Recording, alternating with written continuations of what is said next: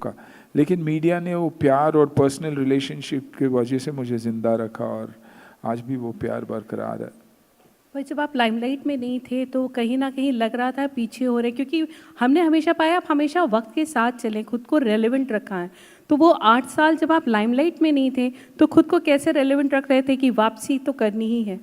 देखिए, वापसी के बारे में सोचा ही नहीं था। मैंने ये सोच लिया था कि नहीं यार, ख़राब काम करने से अच्छा है काम ही ना करूं।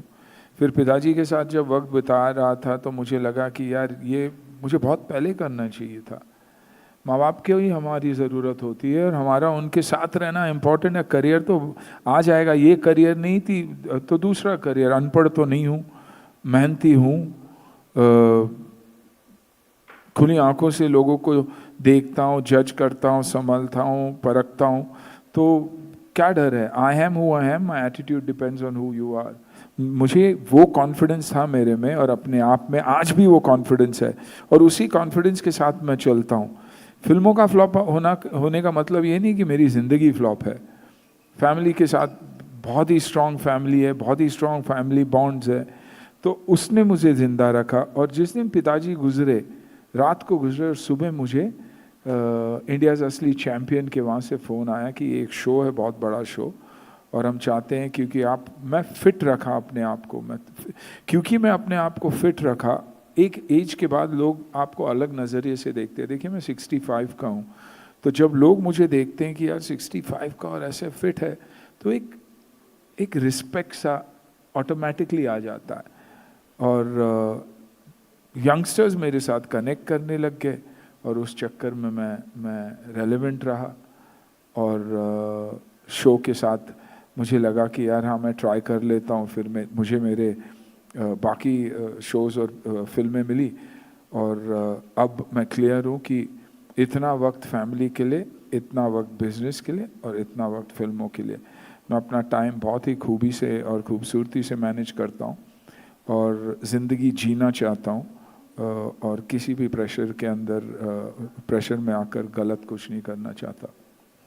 अना, आपकी फिटनेस सब जानते हैं कि आप अपनी फिटनेस को लेके कितना कॉन्शियस रहते हैं। जी, तो ये बचपन से ही आपने तो 13-14 साल में मार्शल आर्ट करना सब शुरू किया था?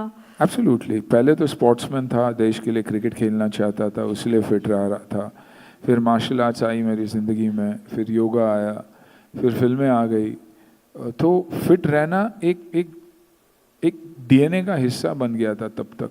और आज भी अगर लोग मुझे फिल्मों में देख लेते हैं और देखते हैं और एक्शन करवाते हैं मुझसे, तो वो सिर्फ और सिर्फ इसलिए क्योंकि मैं मेंटली और फिजिकली दोनों फिट हूँ।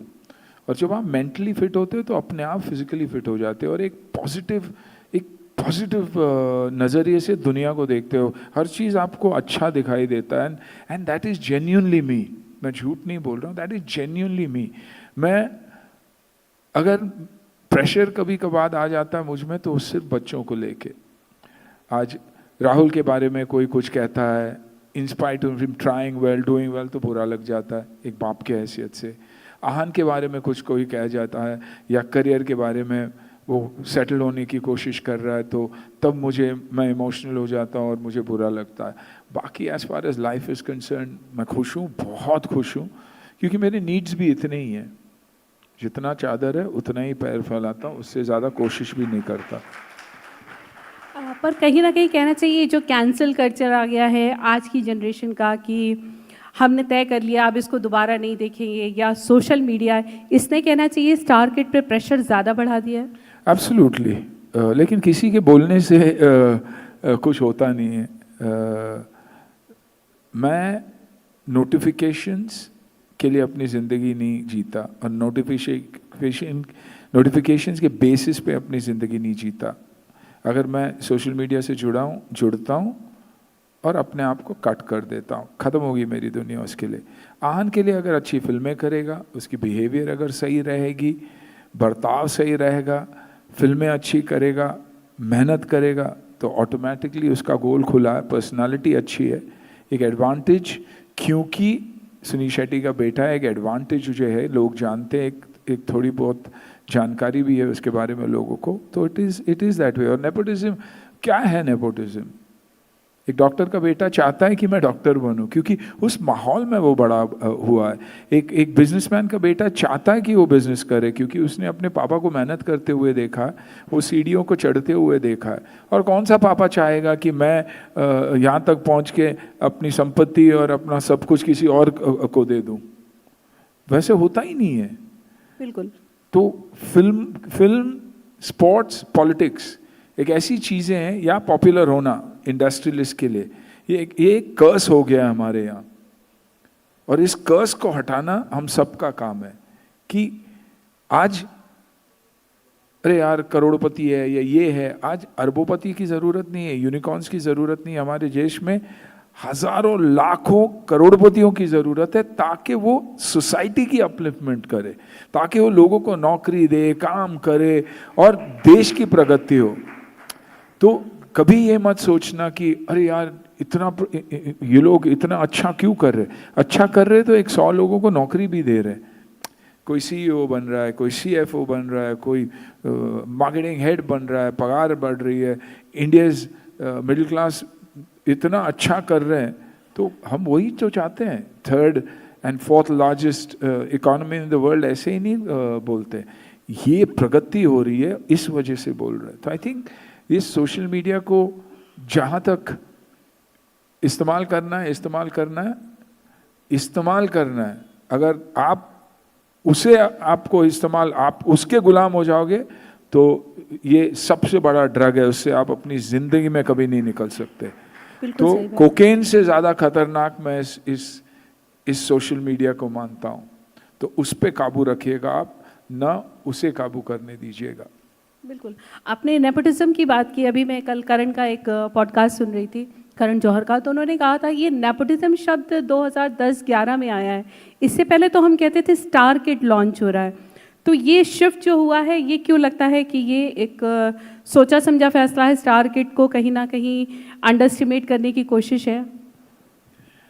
नहीं, क्योंकि सभी को एक्टर बनना है और बन नहीं सकते। तो वो जो खटास है उनके दिल में, आई थिंक वो दुनिया को दिखा रहे वाय सोशल मीडिया। देखिए, मैं हमेशा बोलता हूँ और बार बार बोलता हूँ कि social media, if you are in charge of it, it's brilliant, but if you are a victim to it, तकलीफ है। आज जिंदगी में खुश रहना बहुत आसान है। दाल चावल मैंने खा लिया, मम्मी ने अचार दे दिया, पापड़ खा लिया और मैं खुश। लेकिन खाते वक्त अपने आप को खुश दिखाना बहुत मुश्किल है। यानी सोशल मीडिया की वर्चुअल ज़िंदगी जीना। 5 डिशेस चाहिए, अलग अलग कलर के डिशेस चाहिए, फिर उस डिशेस के आपको फ़ोटो लेना पड़ता है।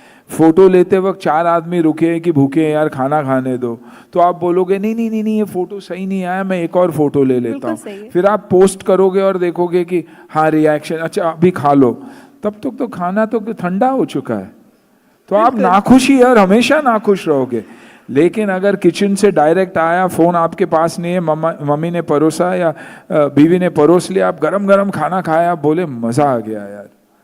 तो आई थिंक ये है on social media, of social media. तो डिसाइड आपको करना है कि use it for information, to understand देश में क्या चल रहा है, क्या नहीं चल रहा है। अब वो भी डेंजरस हो गया कि एआई जनरेटेड क्या है और नहीं। और मैं गारंटी के साथ कह सकता हूँ कि 90% यहाँ लोग होंगे, आधी चीज़ें अच्छी चीज़ें देख के बोलते होंगे नहीं नहीं नहीं नहीं एआई तो नहीं है। बिल्कुल। तो वो डाउट आने लग गया है मीडिया पे ही हमें और इस पे।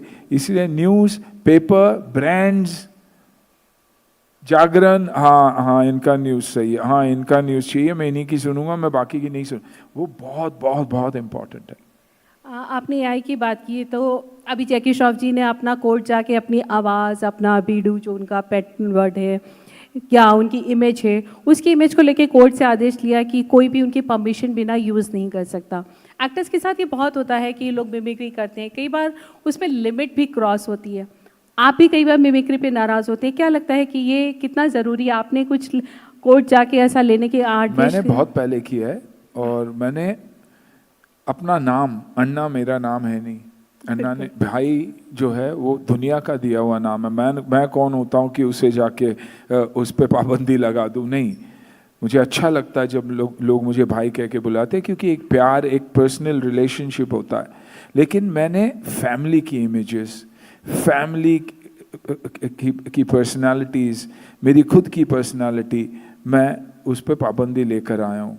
मुझे बुरा नहीं लगता अगर कोई मेरा मिमिक्री करे। सुनील शेट्टी शायद 8 साल जिंदा रहा क्योंकि मिमिक्री चलती रही, और बहुत सारे घर चले इसके ऊपर।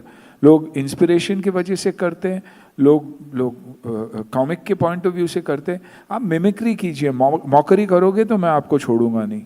मैं 100% मेरे साथ हुआ भी है। स्टेज पे मैंने कोई मौकरी कर रहा था और बॉर्डर की डायलॉग की गई, धरती मेरी माँ है साहब जी, उसका मजाक उड़ा रहा था। अब आप उसका मजाक उड़ाओगे तो आपको क्या लगता है, मेरे अंदर का जो भैरव सिंह है तो वो तो निकलेगा ही निकलेगा ना। मैं क्यों सुनूं किसी की? मैं किसी की नहीं सुनता, क्योंकि अगर सच हूं, ऑनेस्ट हूं तो डर नहीं है। अगर डरता हूं तो हिचकिचाऊंगा किसी भी चीज़ को बोलने से।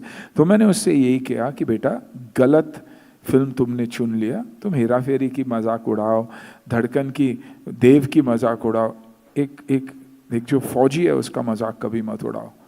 क्योंकि यानी देश के बारे में तुम्हारे बात लेने देने के लिए कुछ है ही नहीं, प्यार जैसी चीज़ ही नहीं है। बोले नहीं सर मैं तो ऐसे, मैं बोले ऐसे भी मत करना, क्योंकि जिंदगी में तुम कभी सुनील शेट्टी बन नहीं सकते। तुम्हें 35-40 साल लग जाएंगे बनते बनते, क्योंकि आज मैं जाके बना हूँ, तब बना नहीं था, यू नो।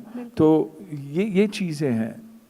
मिमिक्री की बात की तो मुझे ऋषभ शेट्टी की भी एक बात याद आ रही है कि कांतारा को लेके काफ़ी चीज़ें हुई थी कि देव की बात हो रही थी, काफ़ी लोग उसको भी मिमिक्री कर रहे थे, तो उन्होंने कहा था प्लीज़ डोंट डू। देखिए, रणवीर ने किया था, लेकिन रणवीर को हमारे कल्चर के बारे में नहीं मालूम।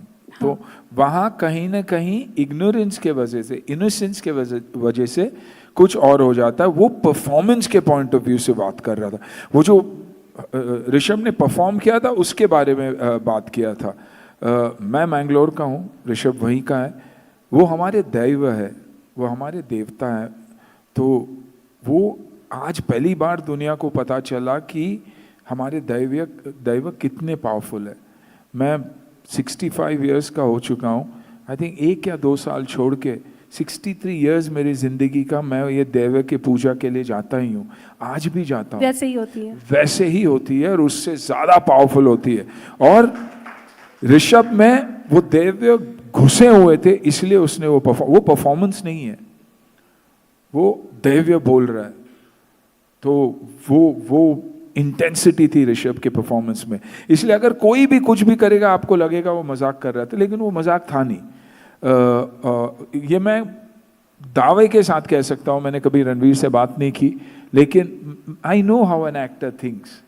नहीं, लेकिन मेरा सवाल ये था कि ये जो प्रथाएं हैं सिनेमा में दिखा रहे हैं, इनकी मिमिक्री को लोगों को समझना नहीं करना चाहिए। समझना बहुत ज़रूरी है, उसकी हिस्ट्री को समझना ज़रूरी है, कल्चर रूट्स को समझना ज़रूरी है। वैसे ही यूनिफॉर्म का मजाक भी उड़ाना गलत है। पुलिस वाला हो, आप पुलिस हो, आप आर्मी हो, नेवी हो, एफएस हो, बीएसएफ हो, कमांडो हो, सीआईएसएफ हो, किसी जो भी इंसान अपने फैमिली को छोड़ के, घर छोड़ के कहीं और जाकर हमारे बॉर्डर्स को, हमारे एयरपोर्ट्स को, हमारे रेलवे यार्ड्स को, हमारे शिपिंग यार्ड्स को प्रोटेक्ट करता है, वो देश को प्रोटेक्ट कर रहा है। क्योंकि उतने ही पैसेंजर्स ट्रैवल करते हैं। सीआईएसएफ का मायना भी उतना ही है जितना बीएसएफ और आर्मी का है, क्योंकि एयरपोर्ट पे हर बोर्डिंग कार्ड को देखना, आपको फिजिकल चेक करना, मशीन्स में देखना, 12-12 घंटे देखना, ये साधारण लोगों का काम नहीं है। तो आई थिंक वो रिस्पेक्ट देना बहुत ज़रूरी है।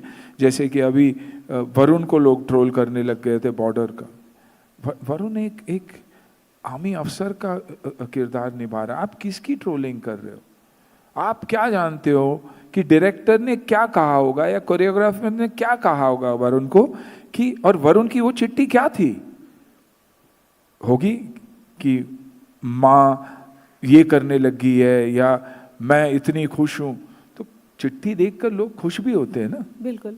जब चिट्ठी आती है और आप महीनों बाद एक फौजी को एक चिट्ठी आता है तो वो खुश भी होता है कि पिताजी अब पिताजी की बीमारी अब नहीं रही और पिताजी अब ठीक हो गए और ऐसा हो रहा है, दिवाली में ऐसा हो गया, खुशखबरी भी तो आती है चिट्ठी में। बिल्कुल। तो क्यों लोग अज्यूम करते हैं कि वरुण को हंसना नहीं चाहिए और रोते ही रहना चाहिए? ये है टॉक्सिक कल्चर, ये है that part of social media that is toxic, that we need to stay away from.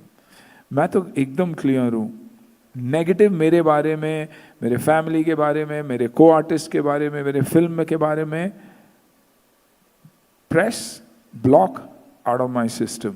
Cancer जब हो, कोशिश यही करनी चाहिए कि उसे सर्जरी करके निकाल देना चाहिए, न कि रेडिएशन चलता रहे। अगर सर्जरी चल जाए तो हटा दो अपने ज़िंदगी से, बॉडी से निकाल दो, it's the best thing one can do. बिल्कुल सही बात है, बिल्कुल सही। अन्ना, बॉर्डर की बात हो रही है तो अभी जब ट्रेलर लॉन्च हुआ था मुंबई में तो हमने देखा बहुत इमोशनल हो गए थे कि ये धरती मेरी माँ है डॉलर कहते हुए। क्या चीज़ें थी जब आपने शूट किया था इस सीन को, और उस समय का क्या माहौल था? देखिए, अगर 10 साल नहीं रहा और मुझे ज़िंदा रखा तो उस फिल्म ने ज़िंदा रखा। 26 जनवरी 15 अगस्त को ये फिल्म देखना ही देखना है सबको, रोना ही रोना है सबको।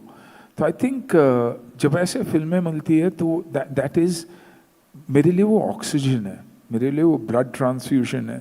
बॉर्डर वो फिल्म तो बहुत ही इमोशन मेरे जुड़े हुए इस फिल्म से, क्योंकि हम 6 या 7 या 8 एक्टर्स थे और बाकी 800 जो थे दो असली फौजी थे। तो हर फौजी के साथ जब मैं बैठता था मुझे एक ही बात बोलते थे वो, कि सर हम तो अपने देश के लिए जान देंगे सर, ऐसा हुआ था, इधर ऐसा हुआ था, उधर ब्लास्ट हुआ तो वैसे हुआ था। तो मैं हमेशा, मैं हमेशा ये डिस्कस करते थे कि कैसे हैं हमारे बच्चे। अगर ये देश प्रगति के लिए जाना जाता है आज ये देश करेज के लिए भी जाना जाता है, हौसले के लिए भी जाना जाता है, और वो ये लेकर आते हैं, ये आर्म्ड फोर्सेस लेकर आते हैं। तो एक बाप हूँ, एक बेटा हूँ, एक पति हूँ, एक भाई हूँ, इमोशंस तो आएंगे ही ना। और कौन कहता है मर्दों को रोना नहीं चाहिए? मर्दों को रोना ही चाहिए, और सबके रोना सामने रोना चाहिए, तब मन हल्का होता है। अगर आप अपने बीवी के सामने, अपने माँ के सामने कभी 4 आंसू बहा के दिखाइए, देखिए जो भी प्रॉब्लम्स है आपके अंदर यूं गायब हो जाएगा। और वो ज़रूरी है, बहुत ज़रूरी है। बिल्कुल। लेकिन हम चाहेंगे एक बार वो डायलॉग आप हमारी ऑडियंस के लिए भी बोलिए, ताली बजाइए भाई, वो ऑडियंस मुश्किल डायलॉग तो सुनना चाहेंगे। बिल्कुल।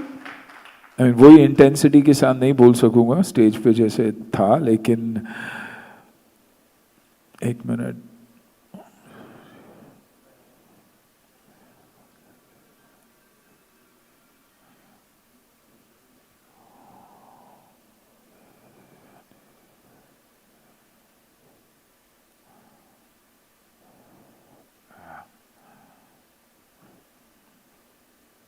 इसने मेरी माँ को गाली दिया है साहब जी, इसने मेरी माँ को गाली दिया है।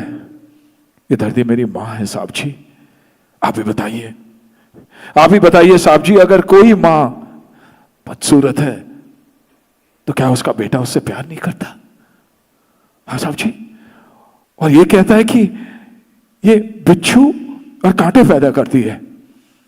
मैं उसे नहीं छोड़ूंगा साहब जी, मैं उसे जान से मार दूंगा। ये धरती मेरी माँ है साहब जी।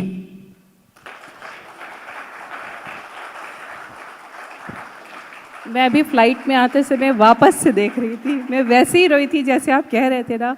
वो फिल्म हर बार रुलाती है। एब्सोल्युटली। और बॉर्डर 2 भी वैसे ही रुलाएगी, क्योंकि वो, मैंने एक चीज देखा, वो एक ही परिवार है अपने इंडस्ट्री में, दत्ता परिवार, जेपी दत्ता, आज निधि दत्ता। तो सालों साल सिर्फ फौजियों की कहानी बनाते रहे, क्योंकि वो फिल्में बनाने का मतलब है 10 फिल्में बनाने के बराबर है एक फिल्म बनाना। बिल्कुल। और लेकिन वो सालों साल उनकी कोशिश, हर 3 साल 4 साल कोशिश यही रहती है कि ऑथेंटिक फिल्में बनाएं, वैसे फिल्में बनाएं। तो मैं हमेशा चाहता हूँ कि ऐसे प्रोड्यूसरों की फिल्म चले, और क्योंकि यूनिफॉर्म की फिल्म है, हम ऐसे फौजियों को, और ख़ास करके बॉर्डर 2 में आर्म्ड फोर्सेस, ट्राई फोर्सेस है, आर्मी नेवी एयर फोर्स, तीनों को यंगस्टर्स को वो हौसला और वो फीलिंग आए कि हमें भी आर्म फोर्सेस ज्वाइन करना चाहिए। पर है ना, बॉर्डर की शूटिंग आसान नहीं रही होगी, जितना हम देखते थे पूरे टाइम रेत में आप लोग शूट कर रहे हैं, कैसा होता था? तो वैनिटी वैन भी नहीं होती थी मेरे ख्याल से। बिल्कुल नहीं, बिल्कुल नहीं। खाने में रेत ज़्यादा होता था, खाना कम। 18 घंटे की शूटिंग, विंटर में नाइट शूटिंग। सोचिए, रेत, ठंडी रेत, माइनस टेम्परेचर, रेत में शूट करते थे।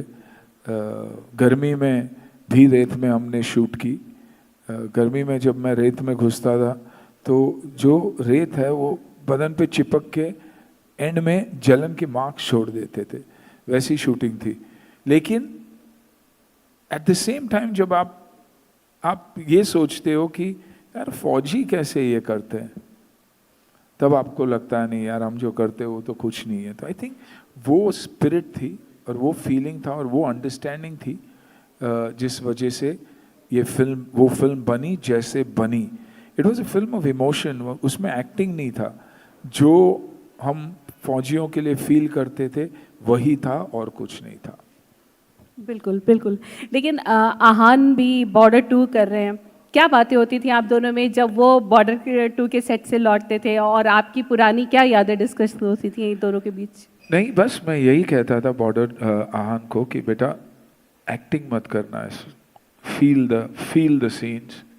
आप एक फौजी का किरदार निभा रहे हो, बहुत बहुत बड़ी रिस्पॉन्सिबिलिटी होती है।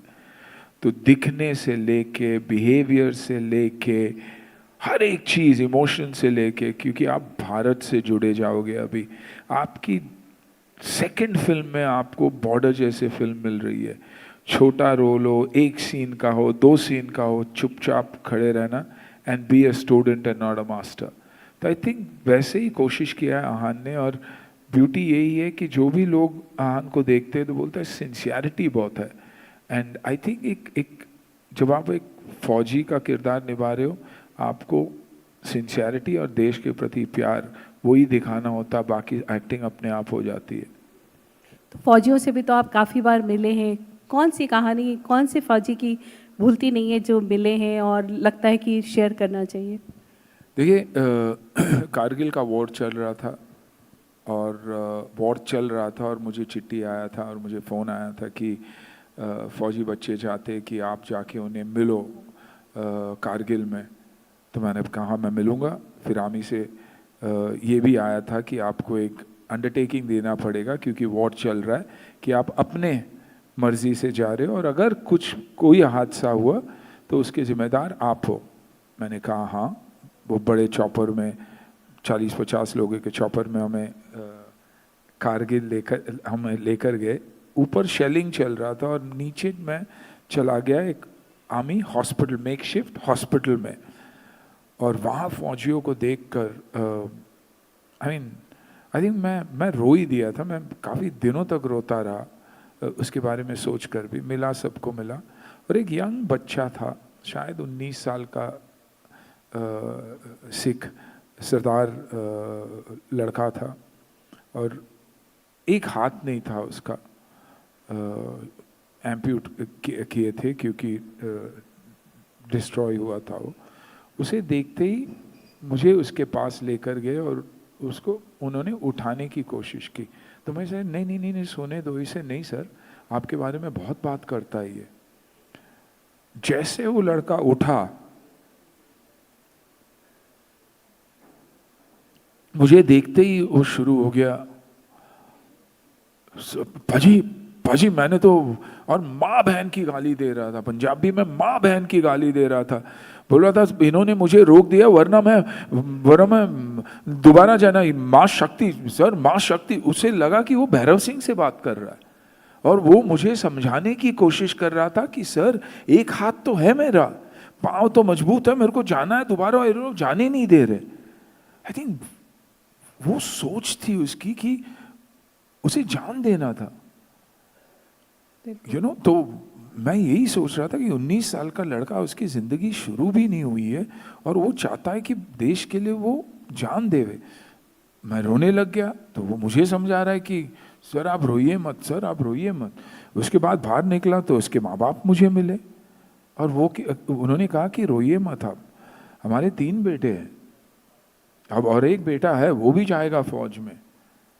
तो 3 बेटे थे, एक और बेटा है वो भी जाएगा फौज में। तो मैंने वहाँ के जो अफसर थे जो मुझे लेकर गए थे उनसे पूछा कि 3 बेटे, दूसरा बेटा बोलते एक बेटा वो ऑलरेडी खो चुके हैं, he is lost a son in war. तो लोग उनकी सोच वो है। आई थिंक जितने में मोमेंट्स मैंने देखे हुए हैं, रन ऑफ कच्छ में हमारे बीएसएफ के जवान खड़े रहते हैं इंटीरियर्स में। एक बार आप अंदर जाते हो, जब आप घूम के देखोगे तो आपको सेंस ऑफ डायरेक्शन भी नहीं होगा। अपने कैंप पे आप अपनी ज़िंदगी में नहीं पहुंच सकते, इतनी मुश्किल है। अगर आप आर्मी वालों के साथ नहीं जाए, वो अकेला खड़ा है वहाँ पर 8-8 घंटे, कुछ नहीं, सिर्फ रेत और रेत, यहाँ तक जूते और वो पट्टे बांधे हुए हैं क्योंकि वहाँ सांप उड़कर काटते हैं और बहुत जहरीले सांप होते हैं। और वो सिर्फ तैनात है और बॉर्डर को देख रहा है कि कोई आ रहा है कि नहीं आ रहा है। हर 8 घंटे में ड्यूटी चेंज, चाय कॉफ़ी के लोग जाते हैं। आई मीन कैसे जीते हैं ये बच्चे, क्या है उनकी ज़िंदगी? सिर्फ माँ और भारत माँ। बिल्कुल, देश का जज्बा है जो उन्हें आगे बढ़ा के रखता है। बिल्कुल, बिल्कुल। पर इस फिल्म में आपके साथ अक्षय खन्ना भी थे जिनकी अभी धुरंधर बहुत हिट हुई है। कैसा था आप लोगों का उस समय जब आप लोग के सीन भी काफी थे? अक्षय की सेकंड फिल्म थी, जैसे आन की सेकंड फिल्म है, फ्रेश, एनर्जेटिक, बहुत ही प्यारा। और आई थिंक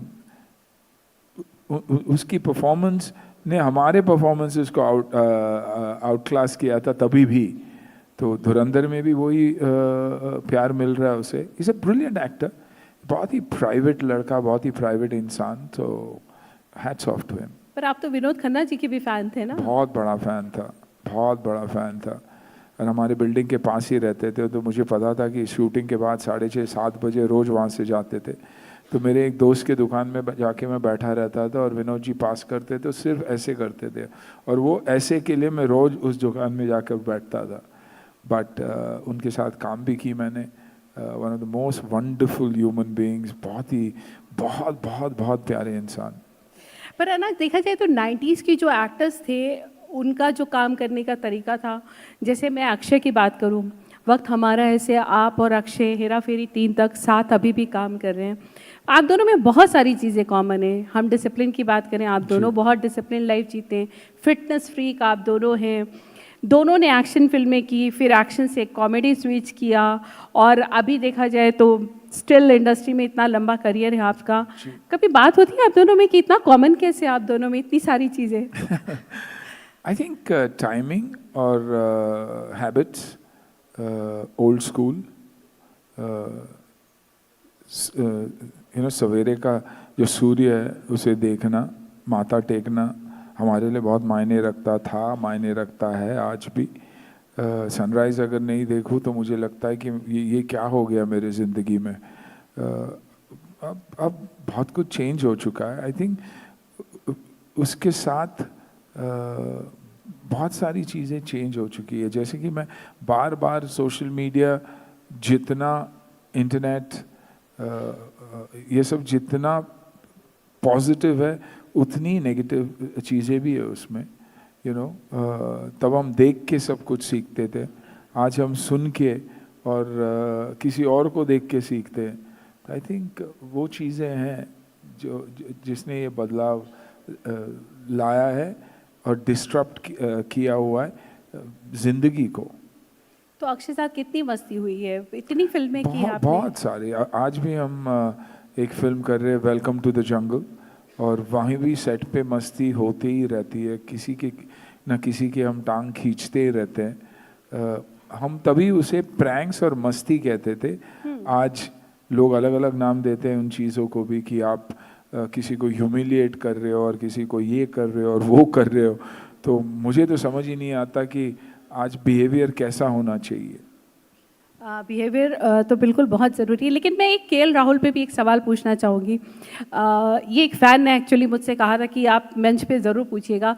जिस दिन केएल राहुल मंच पिच पे होते हैं, आपका दिन कैसा होता है उस दिन?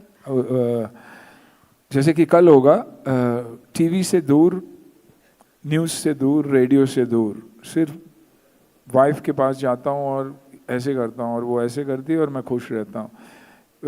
गेम के बाद मैं हाइलाइट्स देखता हूँ और खुश हो जाता हूँ, क्योंकि बहुत प्रेशर होता है जब एक बच्चा अपना परफॉर्म कर रहा होता तो, और वो हर पिता और माँ का यही प्रॉब्लम है, क्योंकि हम चाहते हैं कि वो अच्छा करे, वो खुश रहे, उन्हीं की खुशी में हमारी खुशी है, और वही एक माँ बाप का प्रेशर, वही एक ही प्रेशर होता है, बाकी कुछ कभी भी ज़िंदगी में बाकी हर चीज़ को हम झेल लेते, इस इमोशन को हम कंट्रोल नहीं कर सकते। तो मेरा मानना है कि मेरा न रहना उसके लिए लकी है और मैं वही फॉलो करता हूँ। ये सुपरस्टिशन है, मतलब कि नहीं। Absolutely absolutely. चलिए थोड़ा कुछ सवाल हम ऑडियंस के भी लेते हैं। इसी में एक सवाल और जोड़ दो ना कि आहान की पिक्चर के रिलीज होने के समय ज्यादा नर्वस होंगे या बॉर्डर अपनी फिल्म के समय नर्वस? नहीं, बच्चों के लिए और अगर आप पिता है तो आप भी यही कहोगे कि बच्चे के लिए प्रेशर होता है, खुद के लिए क्या प्रेशर है? खुद के लिए कुछ टाइम के बाद हम सीजनड हो जाते हैं। आहान के लिए मुझे बहुत, देखिए फिल्म सक्सेसफुल फिल्म ही होगी और एक सक्सेसफुल फिल्म से ही जोड़ा जाएगा वो हमेशा। जितनी सनी पा की सक्सेस है, दिलजीत की है, वरुण की है, इतनी आहान की भी होगी, लेकिन मैं चाहता हूँ कि वो अच्छा करे और मेंटली खुश रहे और कुछ नहीं। धन्यवाद। कुछ सवाल लेंगे हम दर्शकों के। ये एक माइक दीजिए सामने।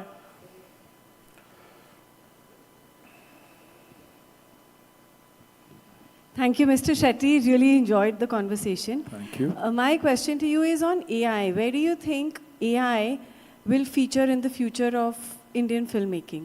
Or do you think it will? It will, but probably from a technical perspective. It can't replace a human being. You know, it can't. I certainly hope it doesn't. No, but it yeah. never will. It'll never replace my emotions. It'll never replace storytelling in the true sense. You know, whatever AI, what is real is always real. Real emotions, real writing, real everything. It's like AI and fitness. AI मेरे लिए best diet दे देगा, AI मेरे लिए best workout दे देगा, AI मेरे लिए fastest body बनाने का तरीका सिखा देगा, AI मुझे न्यूट्रिशन का ज्ञान देगा। क्या AI मेरे लिए वर्कआउट करेगा? नहीं, मेहनत तो मुझे ही जाके करनी पड़ेगी ना। तो आई थिंक वो रिप्लेसमेंट कभी नहीं हो सकता और वैसा ही होना चाहिए। And each one of us, we've got to adapt to it because it's changing very fast. We've got to learn it, but use it when required. Yeah, I feel so too, that AI Absolutely. can't take over life. No, But no. yeah, someone using AI in their workspace, yeah, that person could. Absolutely. Thank you. Absolutely. Mr. Shetty, उधर अच्छा। I'm an ardent fan of your craft, and I've really enjoyed Dhadkan. That was one of my Thank you. most favorite movies. Thank you so much. So just wanted to know, what were your thoughts when you were trying to do that movie? Because it was a very, very emotional movie. Do you really feel that it was a part of you that time? Were you going through any emotional turmoil that time? Because those emotions that showed during the film were real for me. You know, पीछे ले जाइएगा। a yes and a no.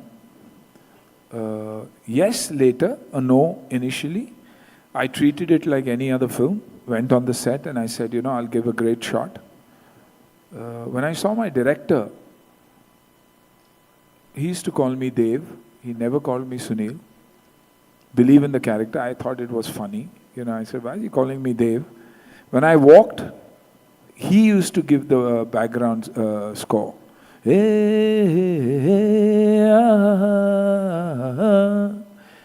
I used to feel funny. I used to be embarrassed. But come day 2 and day 3, I started getting used to that sound. I started believing I am Dev. And he said, believe that you're Dev and 100%, deliver 100%, be honest. And that's the time I learned acting. I actually learned acting after. Sir आप यहीं रहोगे कि जाओगे भी? कि जिनसे मैं बात कर रहा हूँ, सर आपसे थोड़ा बात कर किनारे रहा हो हूँ। जी। शुक्रिया। Thank you. Gave me that Next. burst. Yeah, it gave me that burst. Hello. Absolutely. And even the performance, he said, feel it. And then I realized that अगर मुझे इस किरदार को बिलीवेबल किरदार बनाना है तो बिलीव, जैसे हर माँ कहती है कि बेटा, बेटी से कहती है कि बेटा तुम्हें ऐसा पति मिलना चाहिए जो तुमसे एब्सोल्युटली, और वो that line stuck to me and I did that performance. मुझे विलन का रोल मिला, समझ में नहीं आता क्यों, क्योंकि हर लड़की वही चाहती है कि यार मुझे ऐसा बॉयफ्रेंड मिले जो देव के जैसे मुझे प्यार करे, लेकिन गड़बड़ होगी कहीं ना कहीं। बेस्ट एक्टर शायद किसी और को देना था तो बेस्ट विलन ही दे दिया, खाली था तो वो दे दिया मुझे। Hello sir. अंतिम प्रश्न सर जी मेरा क्वेश्चन भी है, एक सजेशन आपसे चाहिए नहीं। कि दीजिए। आप सजेशन दे रहे हैं कि मांग रहे हैं? सर सजेशन चाहिए। हाँ हाँ हाँ, नहीं नहीं, आप दे भी सकते हैं नहीं, नहीं यार। चाहिए सर, चाहिए आपसे। जी। मैं कह रहा हूँ उत्तराखंड में सर फिल्मों की शूटिंग हो भी रही है, लेकिन उत्तराखंड क्या करे ऐसा, या उत्तराखंड गवर्नमेंट को क्या करना चाहिए कि बॉलीवुड इस तरफ ज़्यादा आकर्षित हो और यहाँ आके इन्वेस्ट करे, फिल्में बनाए? I think from an infrastructure perspective or one window clearance, और गवर्नमेंट जब यहाँ ऑफ कोर्स सब्सिडीज भी देने लग गई है, लेकिन सब्सिडीज का भी ब्रेकडाउन होना चाहिए कि आप अगर हमारे एक्टर्स को इस्तेमाल करोगे तो आपको इतनी ज़्यादा सब्सिडीज मिलेगी, अगर आप यहाँ के कारीगरों को और वर्कर्स को इस्तेमाल करोगे तो इतनी ज़्यादा सब्सिडीज मिलेगी आपको। वो बहुत बहुत बहुत ज़रूरी है, क्योंकि उससे सिस्टम भी चलता है, यू नो, और लोग फिर एनकरेज हो जाएंगे कि यार इधर फिल्मों को बुलाओ। अगर मैं छोटा सा यूनिट बम्बई से लेके यहाँ आ सकता हूँ और यहाँ के टैलेंट को इस्तेमाल कर सकता हूँ और मेरी फिल्म की बजट को मैं कंट्रोल कर सकता हूँ, आप सोचिए बेनिफिट दोनों तरफा, और जब दोनों तरफा बेनिफिट होता है, स्टेट क्या देश भी उसी तरफ आगे बढ़ने लगता है। बहुत बहुत धन्यवाद सुनील शेट्टी जी। आप मुंबई से, मुझे मालूम है कि कल आपका बहुत बिजी शेड्यूल था, आप बहुत लेट मुंबई पहुंचे, लेकिन आपने समय निकाला जागरण फोरम के लिए, आप उतनी दूर उत्तराखंड चलकर आए।